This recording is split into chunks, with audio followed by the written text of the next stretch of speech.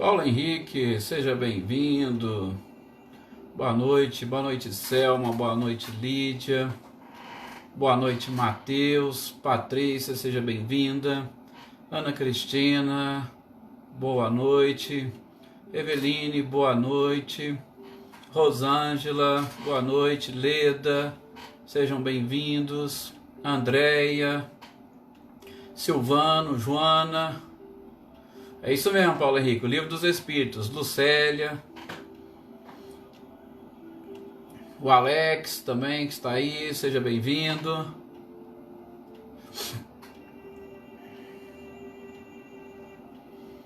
A Rosângela e os seus compartilhamentos, a Cláudia, Gislaine, seja bem-vinda. Reinaldo, Cecília, Maí, Aparecida, boa noite.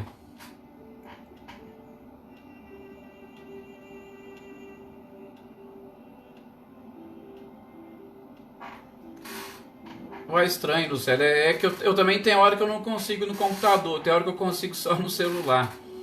Boa noite, Eliane Matheus, Natália, boa noite também, seja bem-vinda. Adriana Alvarenga.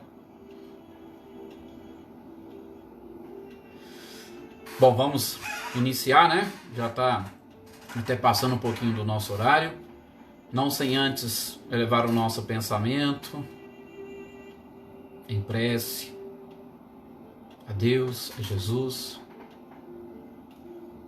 a Maria de Nazaré, para que eles possam nesta noite nos inspirar, a fim de que consigamos entender e assimilar esses ensinamentos trazidos pelos Espíritos e coordenados por Allan Kardec,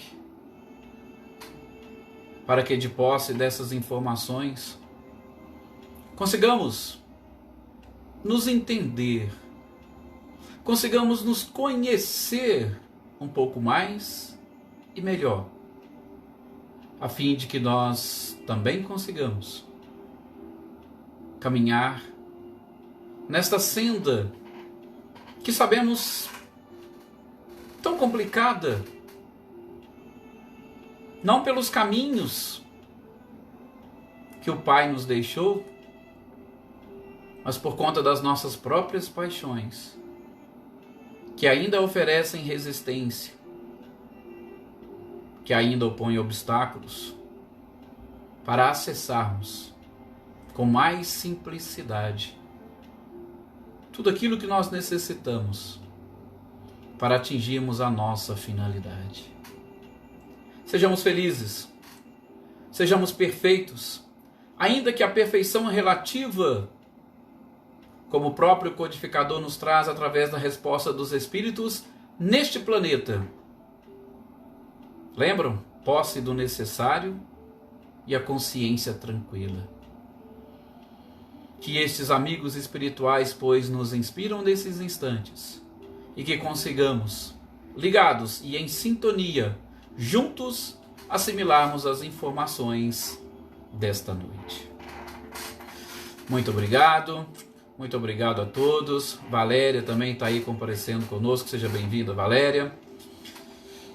Gente, vamos dar então sequência à nossa leitura e estudo do Livro dos Espíritos.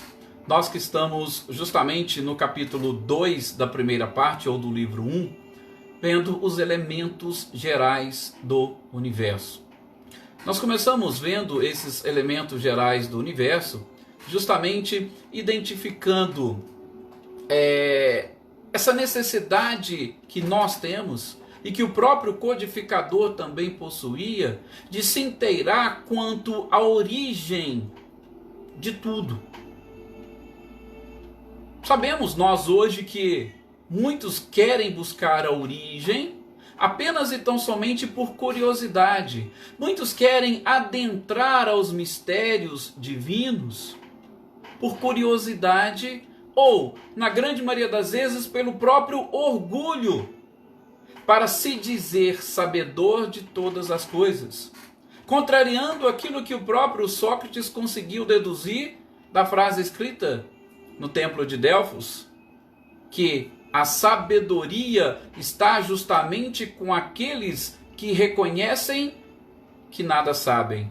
Porque aqueles que sabem de tudo se fecham para todo e qualquer tipo de conhecimento e informação, porque para eles não necessitam de mais nada. E a partir daí, poderiam se arvorar em Deus ou se proclamarem Deus. Por isso que Kardec vai perguntando e a espiritualidade vai respondendo. Nós vamos com certeza ir desvendando os mistérios do universo, buscando o conhecimento e a origem desses próprios elementos formadores do universo, mas nós esbarraremos naqueles limites, que poderíamos dizer limites impostos pelo Criador, mas que não são outros, como nós vimos no nosso encontro passado, nada mais, nada menos do que o nosso próprio orgulho. O orgulho que não nos deixa enxergar. E foi por isso que o próprio Cristo disse, para sermos bem-aventurados, ou chegarmos no topo da escala dos bem-aventurados, nós precisaríamos subir o primeiro degrau. E o primeiro degrau nada mais é do que a necessidade de sermos pobres de espírito, que na linguagem do próprio Evangelho é justamente humilde. A humildade como justamente o ponto de partida para o conhecimento de todas as coisas. Por isso, com certeza, nós vamos esbarrar sim em muitos limites, mas esses limites somos nós mesmos.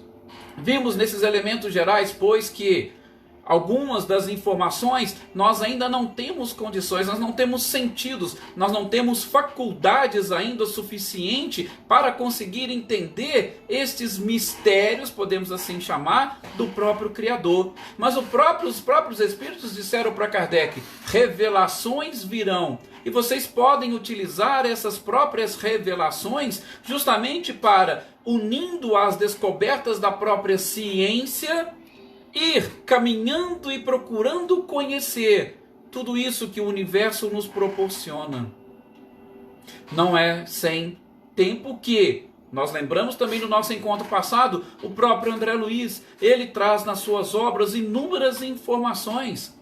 Informações que a ciência hoje não conseguiu ainda totalmente se debruçar. Muitos discordam, eu citei aqui, não vou repetir para não alongar a nossa conversa, mas que hoje há inclusive estudiosos que se debruçam em cima de livros de André Luiz, fazendo uma pesquisa mais profunda para exatamente tentar avançar um pouco mais no conhecimento científico.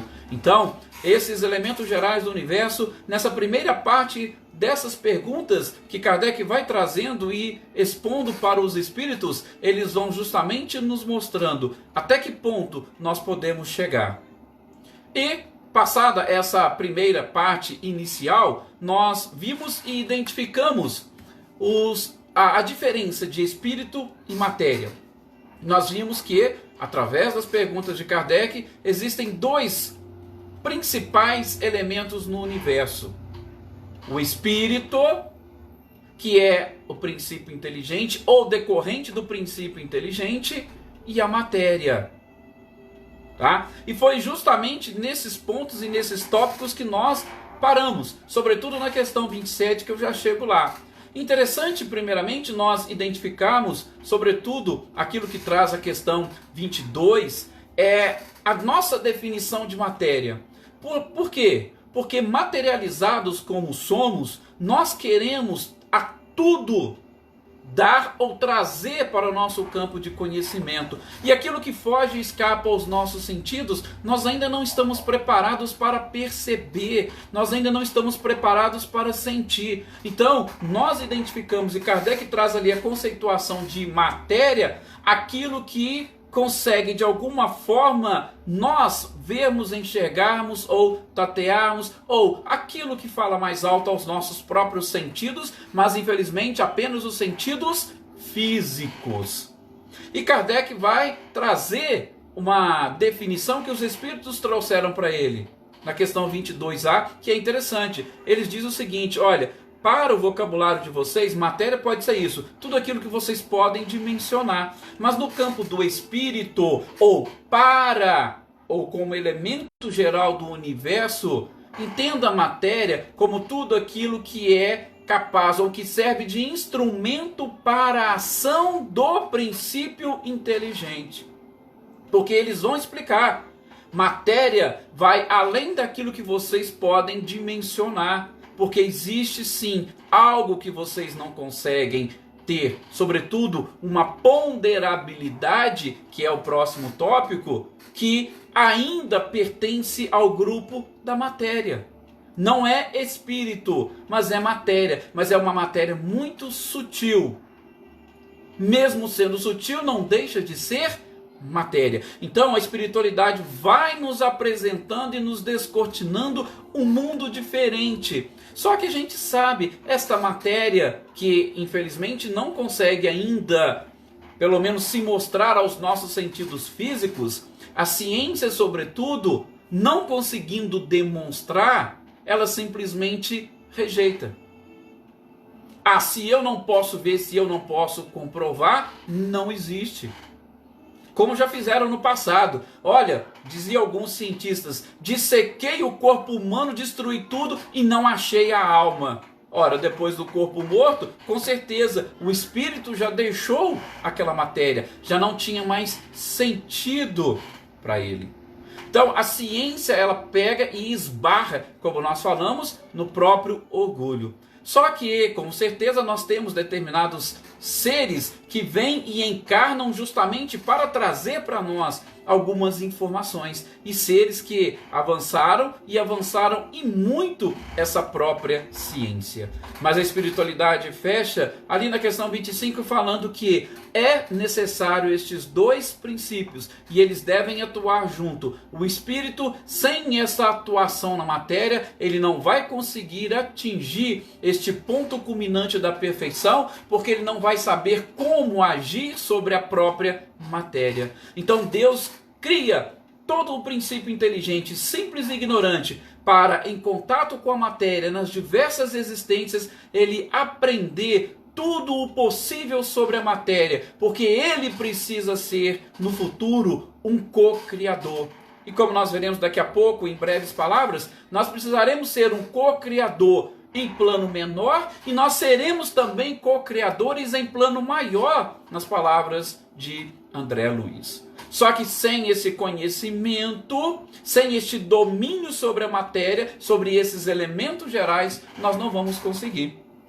E justamente na questão 27, os espíritos trazem uma informação super, hiper relevante. Por quê? Porque até então nós vimos como princípio material e o princípio inteligente. Mas eles dizem que nós precisamos agregar a estes dois um fluido, que eles chamam de fluido universal, ou fluido cósmico universal, ou nas palavras de André Luiz, um plasma divino. Então, agregou-se algo a esses dois princípios do universo. Então nós tínhamos princípio material, princípio espiritual e acima Deus. Mas o espírito, ele não consegue agir diretamente sobre a matéria e ele necessita de um auxílio para essa ação. E este auxílio vem justamente do fluido cósmico universal. Por quê? Porque, gente, o fluido cósmico universal é justamente aquele fluido que vai dar origem à própria matéria. Só que ele representa algo mais sutil do que a matéria, em especial como nós conhecemos. E é justamente deste fluido cósmico universal que nós tiraremos, por exemplo, o próprio perispírito, que vai permitir a encarnação, ou que vai permitir a ação dos espíritos em determinados mundos.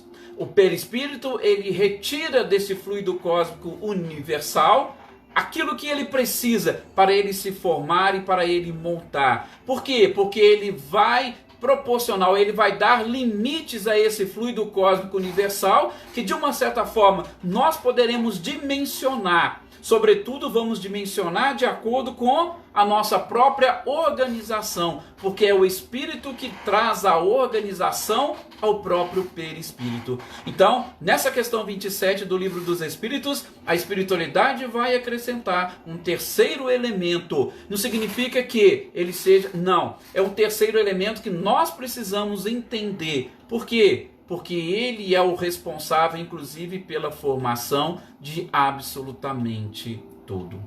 Ou seja, a matéria vai sair, ela vai ser retirada, ela vai ser extraída justamente deste fluido cósmico universal. Talvez aí nós vamos esbarrar num dos grandes e maiores mistérios que nós, sobretudo que a ciência hoje tenta resolver. Podemos citar aqui o grande físico do século XX, Einstein, que deixou para nós importantes conhecimentos, sobretudo o princípio da relatividade. E esse princípio da relatividade, gente, Einstein ele não conseguiu fechar a sua teoria, tá? Por quê? Porque ele estava querendo de alguma forma resumir todas as teorias e principalmente determinadas coisas que a ciência não tinha conseguido ainda identificar num único sistema. E o princípio da relatividade, ele não explicava tudo. Até mesmo porque, de novo, ainda esbarrava-se em determinados limites. Nós não conhecíamos muitas coisas. Por exemplo, se nós formos falar com base na própria questão 540 do Livro dos Espíritos, onde a espiritualidade usa justamente esse termo, do átomo ao arcanjo. Veja, naquela época, nós ainda tínhamos uma compreensão de átomo como traz a sua própria origem etimológica. Qual que é a origem etimológica da palavra átomo? Do grego, sem, tomo, divisão. Átomo nada mais seria do que aquilo que não tem divisão, aquilo que não é divisível. Olha, se o átomo é indivisível, então ele seria a menor partícula do universo. Veja, só para vocês entenderem, nós estamos falando de um fluido cósmico universal de onde surge ou de onde nasce absolutamente tudo. Mas espera aí, não pode ser um átomo. Por quê? Porque hoje nós descobrimos que o átomo, ele é divisível. Garanto que todos vocês que passaram pelos bancos escolares se lembram disso. Nós descobrimos que o átomo, ele é composto por prótons, nêutrons e elétrons. Lembram? Olha eles querendo fazer a gente voltar nos bancos escolares, né? Não, mas é mais ou menos só para a gente ter um pouquinho de noção do que vem a ser esse fluido cósmico universal. Nós não vamos aprofundar em quem sou eu para tentar aprofundar ou dar aula de ciências. Só estou tentando aqui deixar um pouco mais claro para vocês, em especial, a grandeza do próprio Criador e estes elementos gerais do universo. E como que nós estamos ainda um pouco distantes de tudo isso. Então, até naquela época, tínhamos essa questão. Opa, o átomo agora ele pode ser dividido. Mas não é só a questão de divisão do átomo, não. Tem algo além. Porque hoje a ciência já conseguiu, como se não bastasse você dividir o átomo em elétrons, nêutrons e prótons, hoje você consegue, por exemplo, pegar os prótons e os nêutrons e dividi-los em quarks, que é uma unidade de medida que eles descobriram. E depois você ainda pode pegar os elétrons e dividi-los em leptons. Olha para vocês verem onde nós vamos chegar. Então o átomo, que é a melhor partícula, que é menor, a gente não consegue divisar, a olho nu muito menos, já pode ser dividido. E já descobriram que tanto os nêutrons pode ser subdividido e os leptons. E se eu falar para vocês que hoje existe uma nova teoria científica, a teoria das cordas, que vai além dessa divisão do átomo. Olha para vocês verem. Fala que cada um desses leptons ele é formado por filamentos como se fosse cordas. E justamente essas cordas é como se fosse uma vez, tanto é que a gente fala isso, que o universo é uma verdadeira sinfonia. Então esses leptons e esses quarks, eles são ainda subdivididos em cordas, e de acordo com a frequência ou da música da corda, é que ele vai formando os próprios átomos e vai dando forma às coisas. Então, quando muitos de vocês já viram falar aí que em determinados planetas as casas são formadas por notas musicais e que são justamente as notas musicais que tocam esse universo, essa teoria das cordas, que muitos cientistas concordam e estão se debruçando sobre elas, é justamente aquilo que Einstein gostaria de buscar, a origem ou o início de absolutamente tudo. E o que essa teoria das cordas está fazendo? Só para vocês terem uma ideia com a nossa ciência.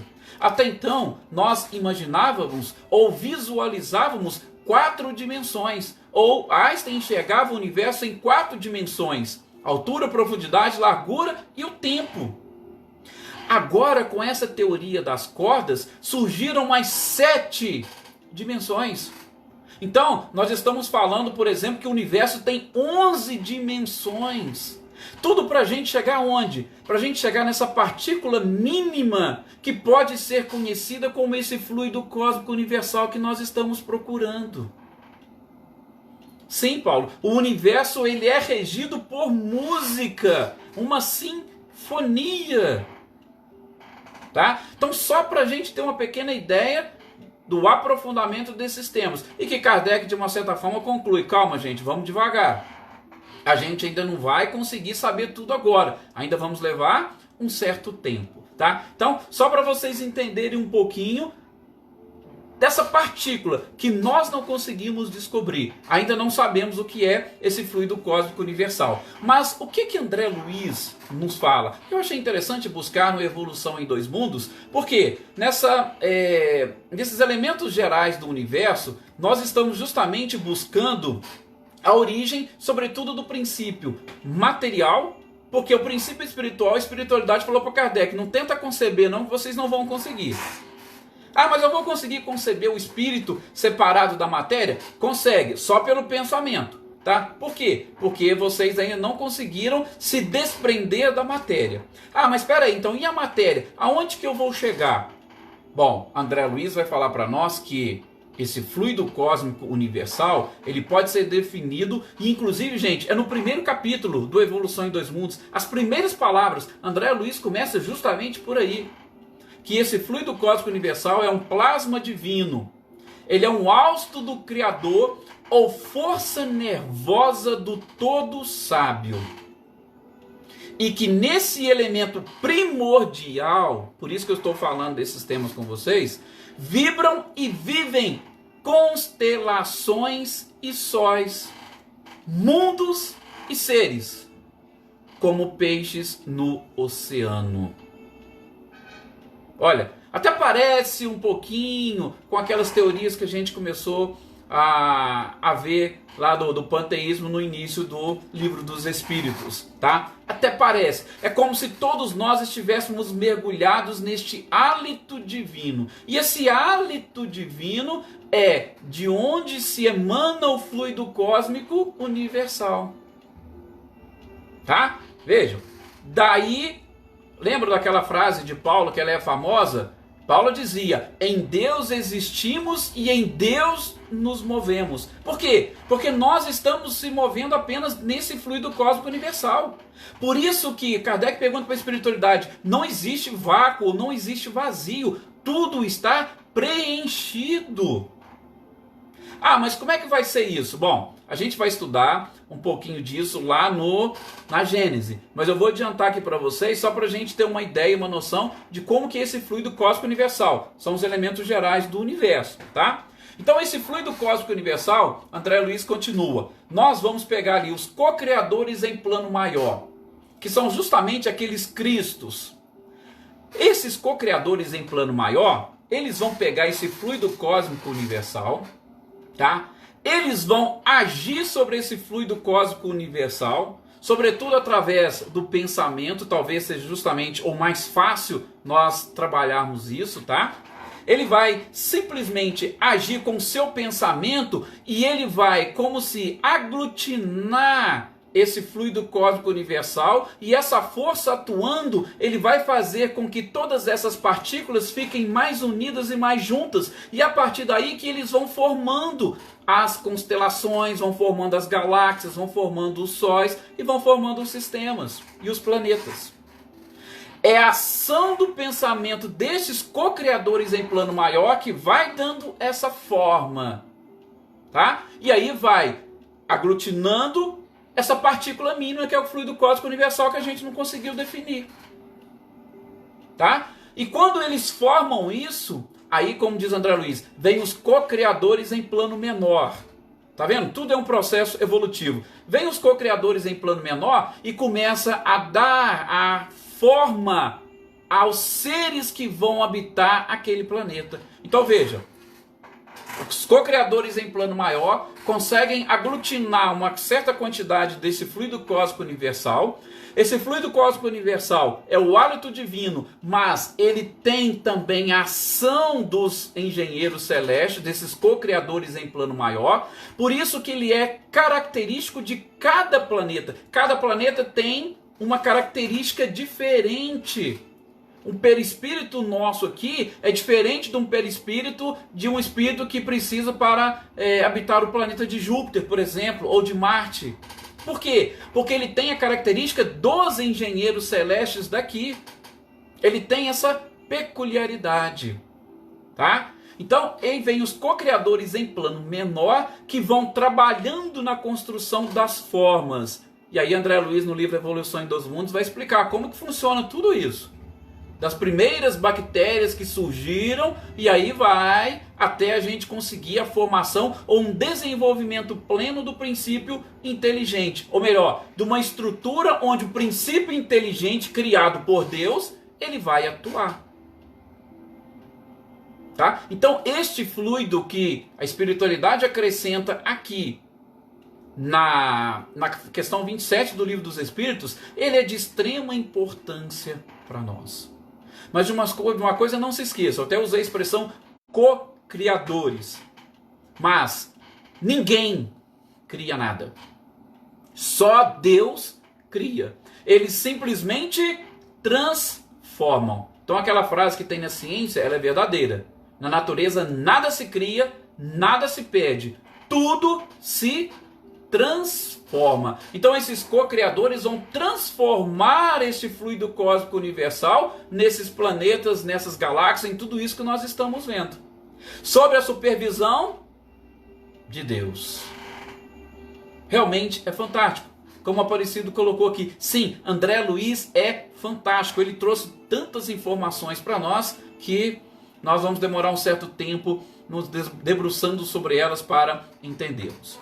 Bom, na sequência, tá? Depois que a gente viu um pouquinho disso, a gente mais à frente, quando estivermos estudando a Gênese, nós vamos falar mais desse fluido cósmico universal. Inclusive, para vocês terem uma ideia, o fluido vital que nós temos, ele é uma espécie, ele é tirado desse fluido cósmico universal, até mesmo porque ele é matéria. O fluido vital é uma propriedade da matéria. Como propriedade da matéria, ele é retirado do próprio fluido cósmico universal, mas eu não vou me antecipar. Vamos deixar isso para quando estivermos estudando a Gênese. Só para nós fecharmos essa partezinha aqui deste capítulo 2, Kardec vai justamente insistindo, e ali na questão 28, eu até cheguei a comentar com os senhores da outra vez, ele ainda vai falar, então não seria mais interessante para nós falarmos em matéria inerte, matéria inteligente? Os Espíritos falam, olha, as palavras pouco importam. Tá? O que é interessante vocês saberem é que o princípio inteligente e o princípio material é a criação divina. O princípio inteligente, para agir sobre a matéria, ele só consegue através desse fluido cósmico universal numa condição diferente, numa ponderabilidade diferente dessa matéria que vocês estão vendo e que vocês conhecem. Só isso. Vamos dar sequência? Como diziam os Espíritos, vamos dar sequência tentando então, pois, entender. Por isso, o Espiritismo, nos ensinamentos dos Espíritos, ele é interessante quando ele coloca isso. E a gente fala que um pouquinho de ciência nos afasta de Deus, mas muita nos aproxima, porque a gente vai identificando essa grandiosidade. Depois, na questão 29, Kardec já vai perguntar um pouquinho sobre essa ponderabilidade da própria matéria. Mas como nós falamos, gente, primeiro, eu tenho que ver qual matéria, tá? Se Kardec está falando da matéria essa nossa, beleza, ela é ponderável sim, está tudo aqui certinho. Inclusive, se não fosse essa ponderabilidade da matéria, como é que nós explicaríamos, por exemplo, a força da gravidade? Tá? Então ela é sim ponderável, ela é dimensionada. Tá? Agora, a matéria também cósmica universal, ela tem a sua ponderabilidade, mas escapa à nossa própria capacidade de mencionar. Nós não temos aparelhos para poder medir, para poder pesar, para nada.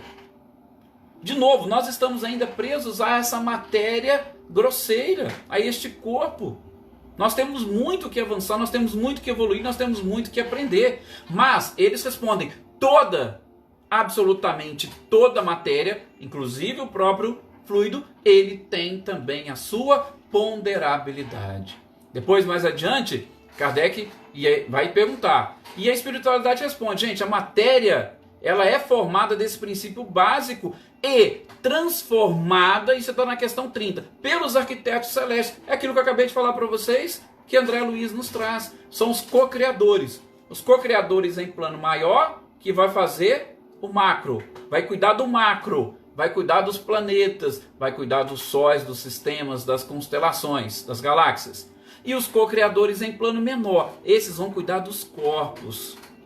Começa lá com os próprios minerais, os vegetais, os animais, as plantas, né, os animais, até chegar em toda essa estrutura. E nós não vamos nos esquecer, todo este processo, André Luiz deixa muito claro, e Kardec também vai falar depois na Gênese, é um processo de desenvolvimento de toda essa estrutura que nós temos, que foi feita nos dois planos da vida, tá? Tanto no plano físico quanto no plano espiritual.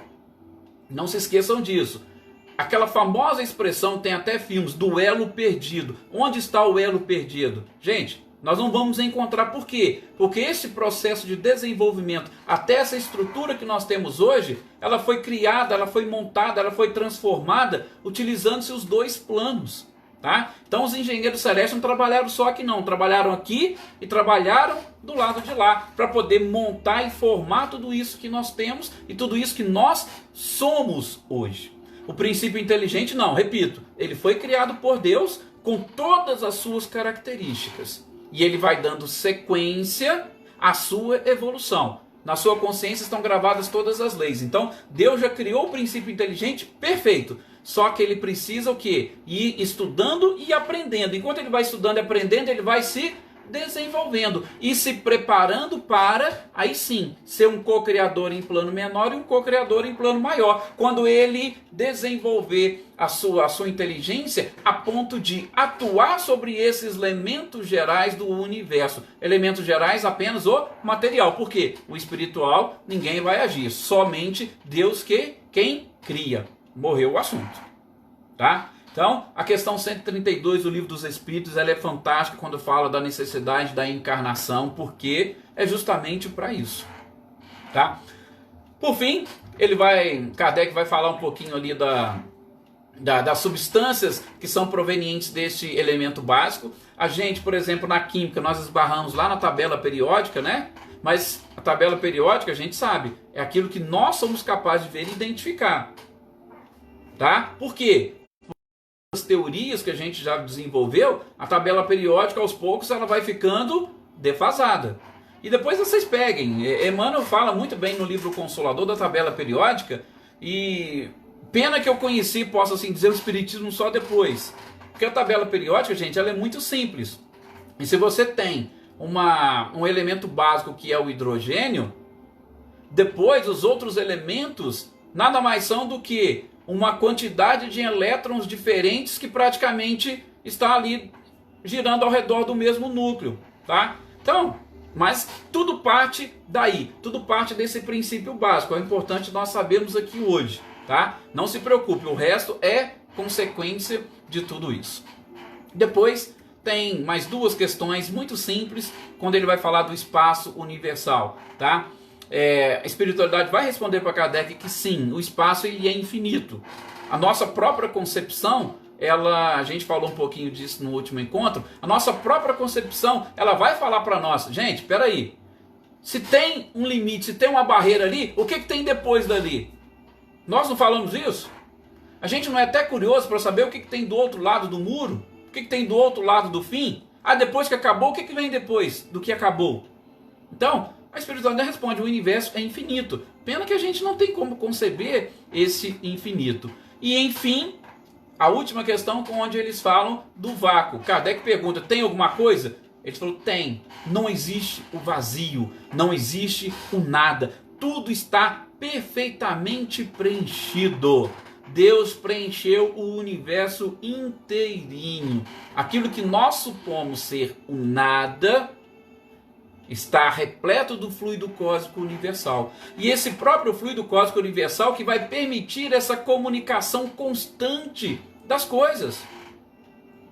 Ora, se a luz percorre qualquer espaço nessa velocidade de 300 mil quilômetros por segundo, ela percorre essa velocidade e ela chega em qualquer lugar do espaço justamente através do fluido cósmico universal.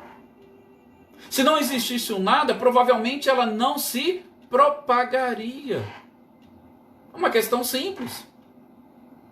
Mas, repito, são questões bem científicas que às vezes foge, escapa ao nosso conhecimento, e hoje nós estamos mais preocupados, sim, com a nossa evolução moral. A própria espiritualidade falou isso. Chama mais a atenção nossa a evolução moral. Mas esses são assuntos importantes, são assuntos interessantes. Eu acho que vai ajudando. E o objetivo nosso aqui é o quê? Estudar toda a obra. Então nós não vamos pular absolutamente nada. Ok? Então a gente vai ficando por aqui. Nós fechamos este capítulo 2 do Livro dos Espíritos, tá? Os elementos gerais. E depois nós vamos entrar lá na criação. E na criação a gente vai falar de novo aqui da formação dos mundos e da formação dos seres vivos. Um pouco daquilo que nós já vimos hoje, tá? E a importante questão número 50 e 51 do Livro dos Espíritos, quando nós vamos tratar um pouquinho de Adão. Adão, o primeiro, entre aspas, homem. A gente vai ver a simbologia de tudo isso, ok? Então, nosso próximo encontro do Livro dos Espíritos, a gente vai voltar a falar. E eu tenho certeza que vai ficar mais fácil, porque a gente deu uma introdução boa sobre a formação dos mundos, sobre a formação dos próprios seres.